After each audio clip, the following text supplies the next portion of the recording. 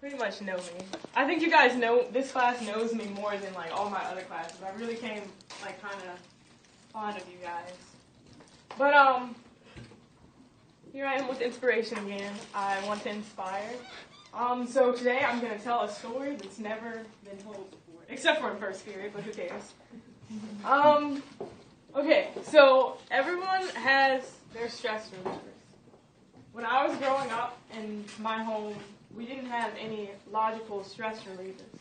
We weren't allowed to be sad. We weren't allowed to get angry, throw a dish, anything like that. We were only allowed to be strong. It's what we were taught, you know. Growing up, I was taught that crying is a sign of weakness. You know, being a little kid and not being able to cry. That was a big thing with me. But everyone has a stress relief. Some of you guys have music, you know, dancing, soccer, sports, boyfriend or girlfriends, marijuana. My stress relief was a little different. It was a little white pill called Oxycontin. Okay? I think I was 14, October 12th. Okay? I was in my room. When I was younger, not that much younger, I lived in an abusive household. I can say that now, but at the time I was kind of in denial. I lived in an abusive household, and I didn't know how to deal with that. Because when you're 14 and you're being abused, and you don't want to admit it's abuse, because on TV, abuse is more like somebody beating you to you. No, it wasn't that, but it was abusive. So I was 14. It was October 12th. I was a freshman. In school, I was the girl that, you know, everyone loves. Everyone knew me. I had older siblings, so I went into high school with just everyone knowing me. I was that freshman that was invited to senior parties, that freshman that everyone loved, everyone wanted to be around. And I had a problem. October 12th, I was sitting in my room. I had just pretty much gotten my ass beat. I was sitting on the floor. I had a little bottle of white pills. I didn't really know much about Oxycontin, but doctors give you drugs to make you feel better. So, in my head, it was pretty much set. Maybe if I take this, I would feel better. So I took one. During that, moment between me picking up a pill and putting it in my mouth, for a quick second, I thought about when I was younger, I swore to everyone, and I was taught that this would never be me. But then I thought about the pain. And I thought, I don't want to feel this anymore. So I popped that first pill October 12th. It was around 8 o'clock. But nothing kicked in. I didn't feel anything. So I took about 4 more. Within 1 hour, so I had about 5 pills within 1 hour. The next hour, I was tripping balls. Okay, I was on my toes, but at the same time, I couldn't feel anything. I couldn't feel any muscles. I was completely, relaxed, okay? I got beat again that night, and I couldn't feel a thing, okay? That was the best feeling. I don't know about you guys, but I got my ass beat, and I was smiling. Because I wasn't feeling a thing, okay? Not inside. I didn't feel pain inside. All I was thinking was, I'm getting hit, but they don't know I can't feel this, okay? My body, I didn't feel anything. My muscles were completely relaxed. During the next couple of weeks, I thought, hey, this is a good idea because I'm tired of feeling. So it was about 3 pills every day. Before school, and later on when I got home and had to deal with the reality of my situation. I was 14, okay? The next couple of weeks, I boosted it up because the more I felt, the more that I took because I didn't want to feel. So I got to about 6 a day, maybe more, I don't know. But I was taking a whole bottle a week, and I had the hookups, okay? So I didn't even have to pay to get those pills. I got a bottle of Oxycontin, about 40. I was taking 40 in the course of 1 week, okay? And then every Sunday, I get a new bottle because I had the hookups, all right? So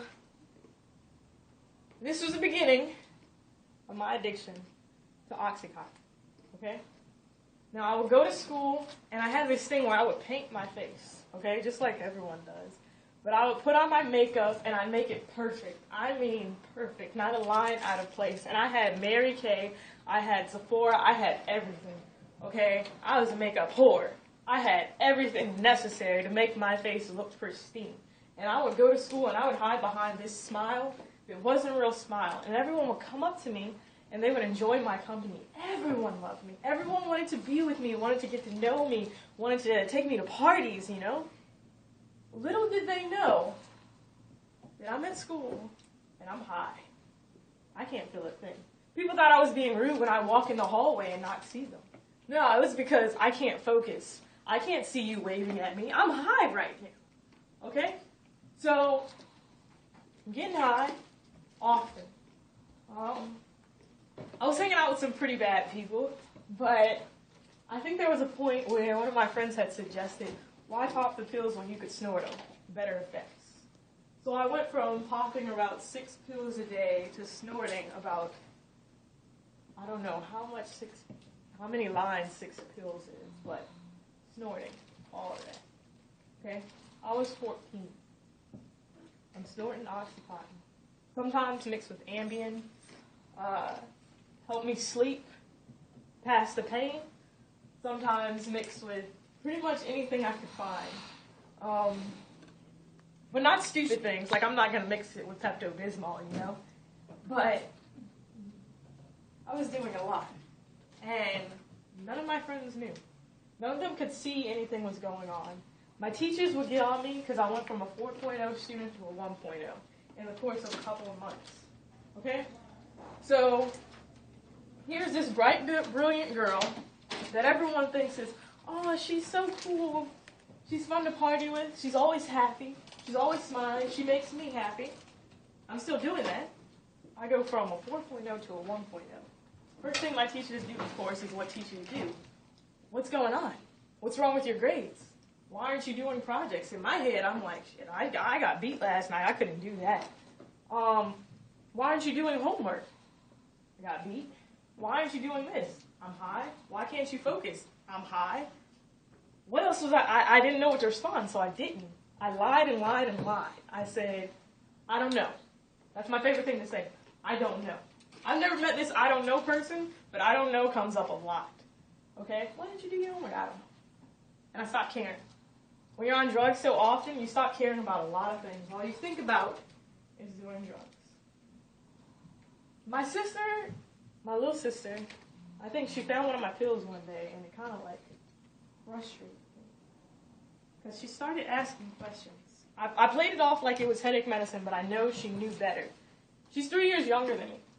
I think I knew I had a problem when I got back into watching TV, okay? Because on TV, you see a lot of white people popping a lot of pills, and then they OD, and it's really weird. All right, now remind you, I'm sitting there like, man, I'm not supposed to be popping pills. I'm black. Only white people do that. You know, I'm supposed to be smoking weed. But I had problems, okay? I was losing a lot of weight, because when you pop pills, you forget to eat. You lose track of time, you lose weight. I went to being around 100 pounds. I'm 100 pounds now, to around 90. When thin people lose weight, you can see it, okay? I couldn't go out in a swimsuit because you could see my ribs. I couldn't do this because I was too thin. It made me look anorexic. But, no one noticed. No one. I knew I had a problem, and I decided I didn't want to do it anymore. I wanted to stop doing it. So I completely stopped doing drugs. Just like one day I was like, I'm not going to do this anymore. I don't want to do this. I don't want to be this person. I don't want to create a monster. So I decided to stop. I was 15 about it. I just put it away. I threw it away. I emptied out everything. I lost my contacts. I stopped. Stopping doing an addictive drug is not easy. You go through this little symptom. It's called withdrawal. Most people need help with withdrawal. They go to special places, rehabs, and stuff like that. I was a 15-year-old going through withdrawal. Okay? Every night, for about a month, I rarely slept. I threw up every couple of hours. I had night chills. I had fevers almost every day for a month. I would shake in my bed. I would have these awful dreams. I wouldn't sleep. It was hard to breathe. I started having to carry around an inhaler. And still no one noticed. I shared a room with my sister, and she didn't notice. I lived in a small house. My brother's room next to me, and my mom's room in front of me. And no one noticed. I had a fever every night for a month, and no one noticed. Okay? When I could successfully say that I was no longer addicted to Oxycontin, when I could go out and not think about it, you know? I thought I was doing well. I thought I was doing fine. And then, I guess I started hanging around the wrong people when I was 15, 16. And I learned about this little tablet called a morphine tablet. A morphine tablet is a little gel tablet with a clear liquid inside of it. It's about this big.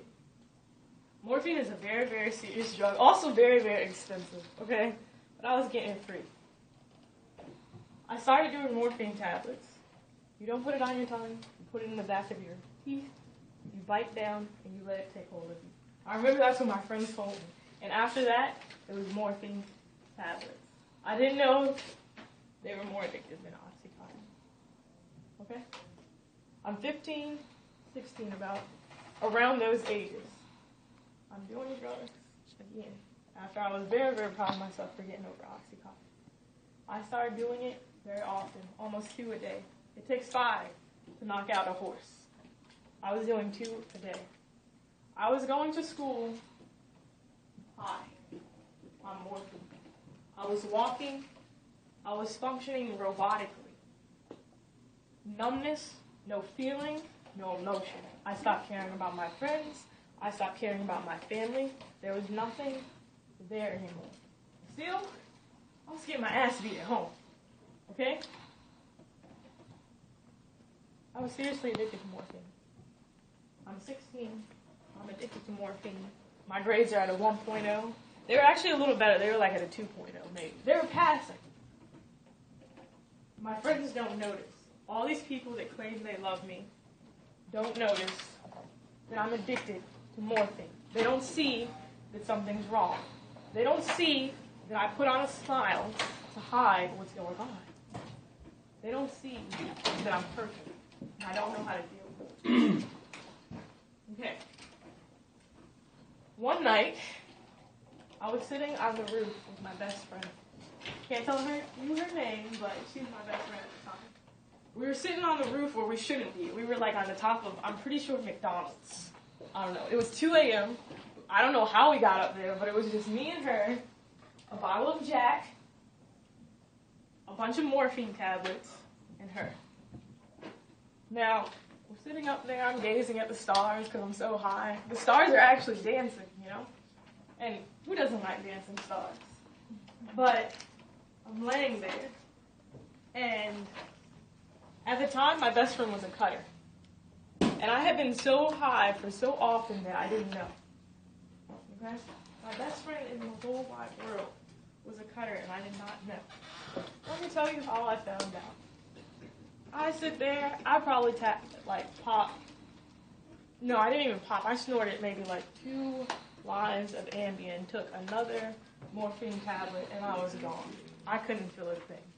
I wasn't thinking clearly. I couldn't move my arms, okay?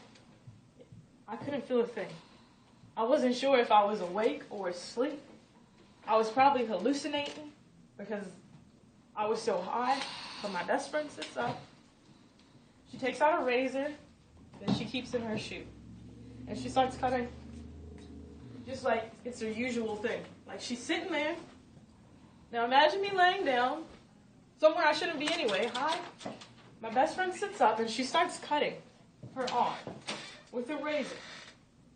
I don't know how to react, but I can't move my body to get up and tell her to stop. I can't move at all. I can't feel my muscles. I can't feel anything. I wasn't even sure that I was alive at the moment, but I was content. She starts cutting.